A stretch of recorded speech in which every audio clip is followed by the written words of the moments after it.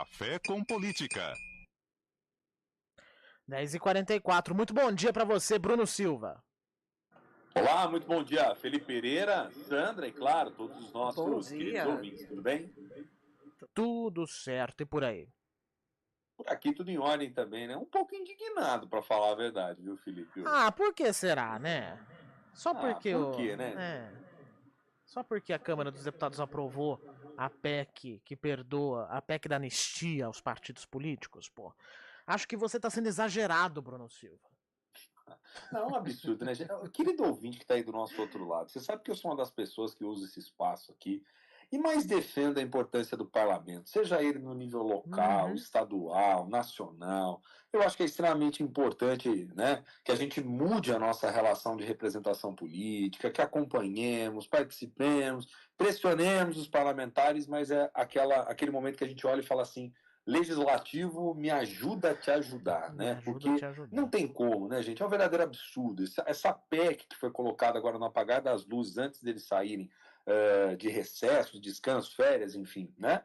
Ela tem um combo de coisas ali que está errado, está completamente equivocada, né? Primeiro, a questão de você perdoar as punições impostas ali aos partidos políticos que cometeram infrações no que diz respeito à prestação de contas. Depois, a revogação, né, ou seja, uma revogação explícita, embora na lei está escrito de um jeito, mas pela interpretação do que está nos pormenores, acaba abrindo justamente essa possibilidade, né, de que você reveja aquela questão da alocação dos recursos, né, que são a alocação dos recursos proporcionais às candidaturas negras, né, o que já tinha sido considerado um avanço em 2020 pelo TSE, e que agora a Câmara literalmente coloca em suspensão isso tudo, porque a legislação traz essa obrigatoriedade. Então, por exemplo, você tem lá 30% dos seus candidatos negros, que é o mínimo, você tem que alocar pelo menos 30% do financiamento.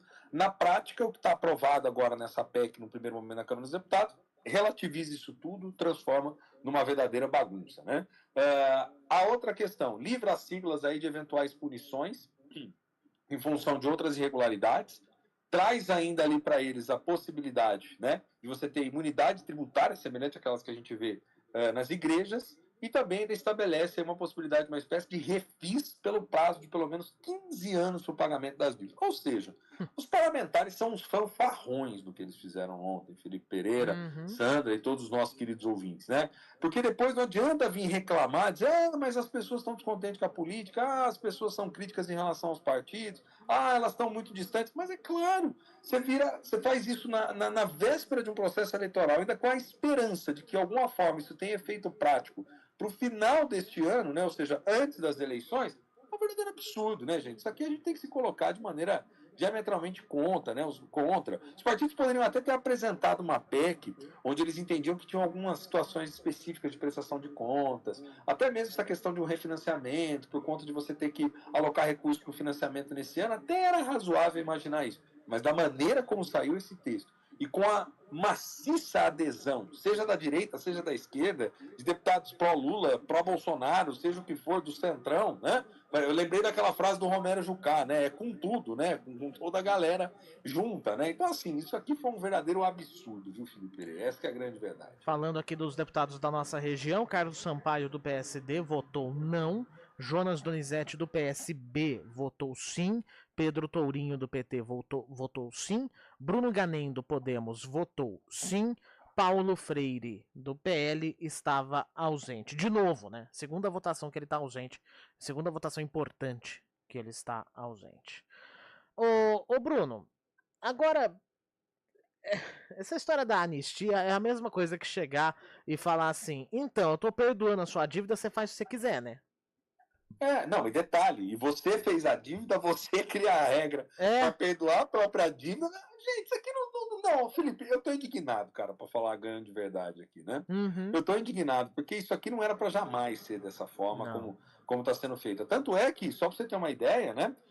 Tem pelo menos aí umas 3 dezenas de organizações diferentes da sociedade civil que pressionam por um movimento de maior transparência partidária, né? Inclusive a própria transparência partidária uma figura muito conhecida, amigo meu aqui, do Marcelo Issa, que se colocou de maneira diametralmente oposta a tudo isso, criticando, inclusive isso tudo. Por quê? Porque a gente sabe que a questão da transparência já não é lá aquelas coisas, né, Felipe, se tratando de partido, né? A gente já sabe a quantidade de lambança que muitos deles fazem nesse momento. E aí aprova uma PEC como essa, sem condições. O texto vai para o Senado agora, o Lira, presidente da Câmara dos Deputados, havia dito lá atrás que não pautaria se não tivesse alguma margem já de segurança, de negociação prévia com o Rodrigo Pacheco, o pessoal do Senado, para poder ver como vai avançar lá, mas eu, sinceramente, isso dá desgosto quando a gente vê na política, né? Eu acho que o parlamento participa de muitos momentos importantes da vida nacional, por vezes é julgado de maneira equivocada, né? Porque ali é o espaço de fazer o que é possível, não o que necessariamente eu, você, Sandra, ou quem está do outro lado quer, mas o que a negociação política permite também,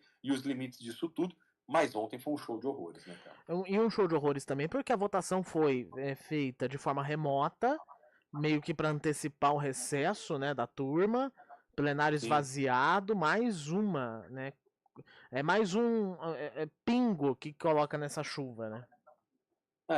Trator, né? Tem um nome isso, né? Fator Lira, né? O Lira e essas excrescências que foram sendo colocadas e que desde a pandemia, que ok, na pandemia até fazia sentido, né, para você não paralisar as atividades do parlamento, mas em pleno 2024, né, não tem como, né? Não se justifica, né, Felipe? Não, de forma nenhuma. Bruno Silva volta segunda-feira, tomando um café mais relaxado, se tudo correr bem, né? Se ninguém aprontar mais nada.